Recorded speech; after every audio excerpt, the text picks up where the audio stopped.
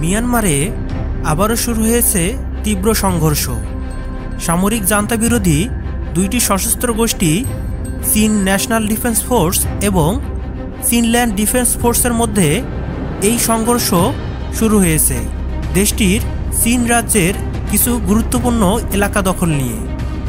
এই সংঘর্ষের কারণে প্রাণ বাঁচাতে হাজার হাজার মানুষ দেশ ছেড়ে পালিয়ে গেছেন। তারা আশ্রয় নিয়েছেন ভারতের উত্তর পূর্বাঞ্চলীয় রাজ্য মিজোরামে। রয়টার্স জানায় সংঘর্ষ শুরু হয়েছে 2 জুলাই থেকে এবং এরপর থেকেই চীন রাজ্য থেকে কয়েক হাজার মানুষ সীমান্ত পেরিয়ে মিজোরামে প্রবেশ করেছেন।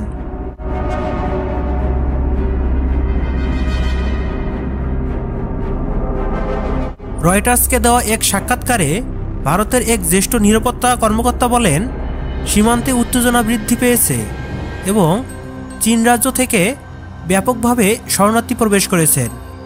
এই পরিস্থিতি ভারতীয় সীমান্ত নিরাপত্তা বাহিনী নিবিড়ভাবে পর্যবেক্ষণ করছে। মিজোরামের স্বরাষ্ট্রমন্ত্রী কে সাবডাঙ্গা জানান, নতুন করে প্রায় 3000 শরণার্থী মিজোরামে প্রবেশ করেছেন। তবে স্থানীয় কর্মকর্তারা জানিয়েছেন প্রকৃত সংখ্যা 4000-এর কাছাকাছি পৌঁছেছে। মিয়ানমার থেকে পালিয়ে আসা এই মানুষদের সঙ্গে মিজোরামের জাতিগত সম্পর্ক রয়েছে। এ কারণেই মানবিক বিবেচনায় তাদেরকে পানি, খাদ্য ও আশ্রয় দেওয়া হয়েছে বলে জানান সাবডাঙ্গা। তিনি আরও বলেন, চীন রাজ্যের সংঘর্ষ আমাদের নিয়ন্ত্রণের বাইরে, তবে মানবতার দৃষ্টিকোণ থেকে আমরা আমাদের দায়িত্ব পালন করছি।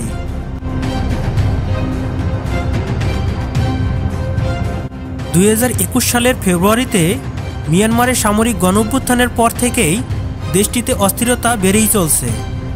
সেই সময় থেকেই মিজোরাম রাজ্য মিয়ানমার থেকে পালিয়ে আসা বহু শরণার্থীকে আশ্রয় দিয়ে এসেছে।